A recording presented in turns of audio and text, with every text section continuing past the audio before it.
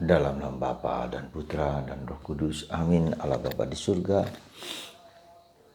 kami kau ajak untuk merenungkan, menyadari, mengalami bahwa hidup di dunia ini hanyalah sementara. Kami diajak menyadari bahwa hidup kami adalah di surga, dalam keabadian. Semoga kami dapat mengalami apa yang dilihat oleh Stefanus, bahwa anak manusia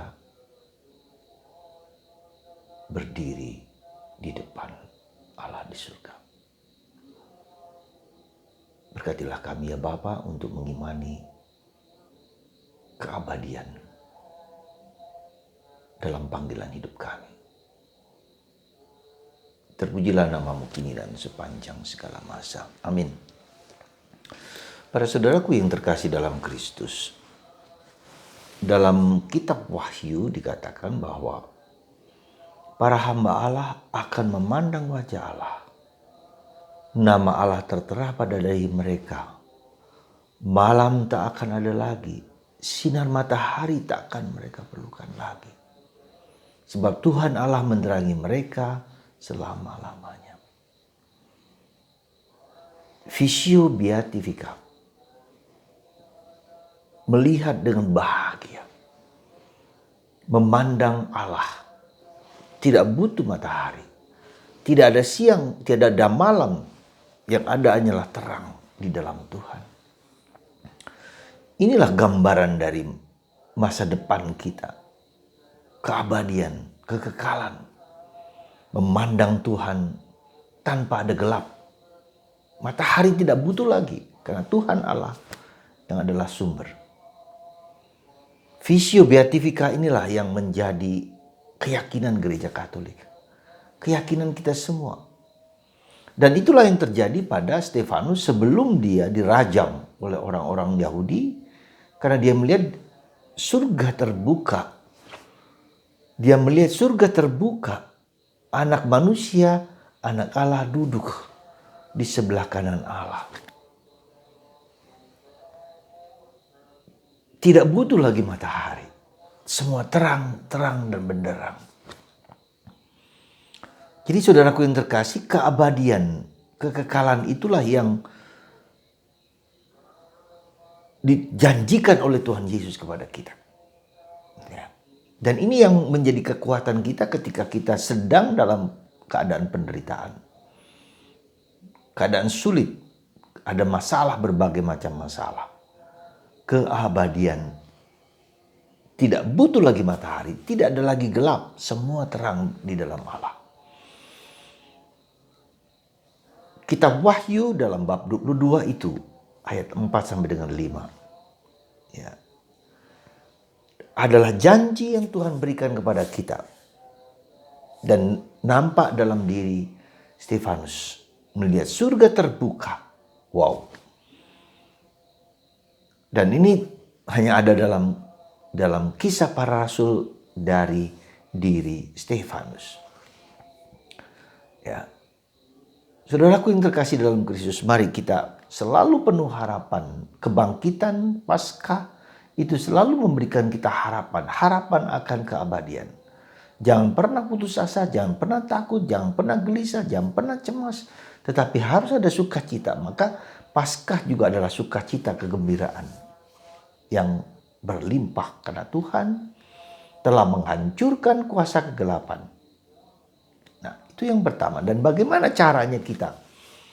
Bagaimana caranya kita mengalami pengalaman Paskah itu, pengalaman kebersatuan dengan Tuhan? Kita lihat dalam bacaan Injil hari ini bahwa akulah roti hidup yang turun dari surga. Dan ini mengingatkan kita akan perjanjian lama bagaimana Tuhan memberikan mana, ya. Memberikan mana suatu seperti jawabut, katanya seperti jawabut makanan kecil setiap hari kepada orang Yahudi. Anda bisa bayangkan, coba lihat konteksnya pada waktu itu. Tuhan memberikan mana itu, bagaimana mungkin orang Israel harus mendapatkan makanan roti? Karena mereka dalam perjalanan 40 tahun. Bayangkan 40 tahun. Tidak mungkin mereka harus menanam gandum lebih dahulu selama 40 dan di padang gurun lagi. Jadi Tuhan melengkapi mereka dengan mana. Dan Yesus mengatakan yang memberikan mana itu bukan Musa tetapi Allah.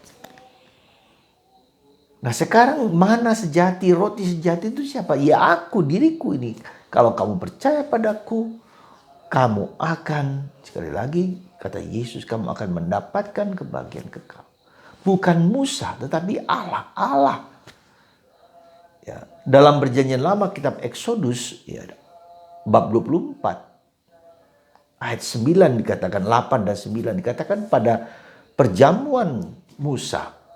Ya, Musa harus memercikan darah di korban dan orang-orang yang hadir di situ dengan darah. Dan sekarang darah itu adalah Yesus sendiri. Ya, sekarang Allah sendiri yang datang dengan korban putranya Yesus memberikan kepada kita.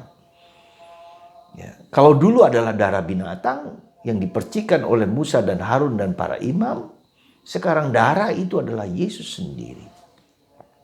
Luar biasa Ekaristi. Jadi roti hidup itu bagi orang Katolik adalah Ekaristi itu. Yesus sendiri yang memberikan kepada kita. Jadi saudaraku, dalam saat pandemi ini di mana kita tidak bisa menerima tubuh Yesus, darah Yesus yang dalam tanda petik secara fisik, sekarang secara virtual, online, streaming, kita menerima Yesus yang hidup, yang hadir.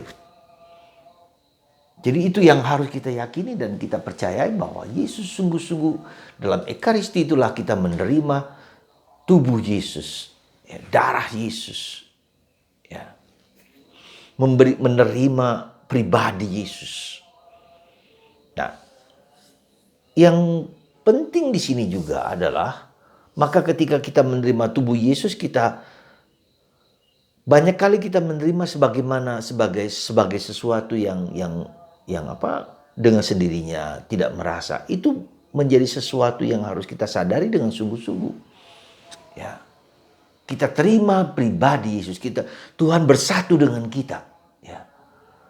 Itulah kekuatan dari gereja Katolik. Tuhan bersatu dengan kita dalam tubuh kita, dalam raga kita, dalam pikiran kita, dalam perasaan kita, dalam raga kita ini, dari seluruh kemampuan kita. Dan itulah yang membedakan gereja Katolik dengan gereja non-Katolik. Mereka dekat dengan Yesus. Seperti kita juga dekat, tapi tidak dalam kebersatuan dengan Yesus. Seperti halnya dengan Komuni Kudus. Ya, ini sesuatu yang harus kita pegang. Jangan pernah kita terpesona, tergoda oleh orang-orang yang mengatakan dekat dengan Tuhan. Kita bersatu, bukan hanya dekat, kita bersatu. Ya. Inilah kekuatan dari Ekaristi yang menjadi jaminan, yang menjadi kekuatan, yang menjadi harapan, yang menjadi keyakinan gereja Katolik bahwa Tuhan bersatu dengan kita. Ya. Yang kedua, bahwa Yesus adalah roti yang hidup, bukan hanya dalam Ekaristi tetapi juga dalam apa? Dalam sabda. Kenapa demikian? Kalau kita mendengarkan sabda itu tidak hanya masuk dalam raga kita, masuk dalam intelektual kita, dalam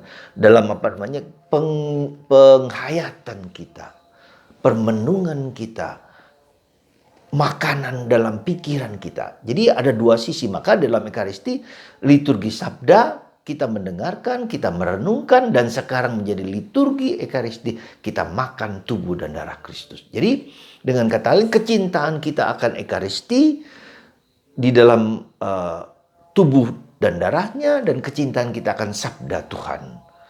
Ya, jadi perlu sekali lagi saudaraku terkasih, kita mencintai sabda Tuhan, kita merenungkan. Ya.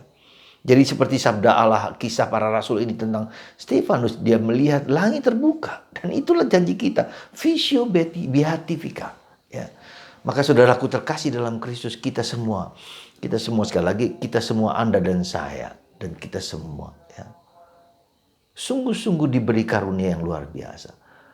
Hamba Allah akan memandang wajah Allah. Nama Allah tertera pada dahi kita. Malam tak akan ada lagi. Cahaya lampu atau sinar matahari tak mereka perlukan lagi. Sebab Tuhan Allah menerangi mereka selama-lamanya. Wah, itu surga. Suatu janji di mana kita tidak ada lagi bayangan pun tidak ada. Tapi semua terang. Ya. Kalau kita melihat ada apa namanya? Ada sinar, ada lampu, kita ada bayangan di balik kita, ya. Di dalam Tuhan tidak ada bayangan, tidak ada gelap sama sekali, hanya ada terang. Terang itu juga berarti apa? Keabadian di mana terang itu adalah keutamaan. Ketika kita menjalankan keutamaan, itulah terang, itulah kehidupan. Saudara, jangan takut, jangan gelisah, maka mari kita jalani hidup ini dengan mencintai, lebih mencintai sabdalah. Bukalah kitab suci, renungkan.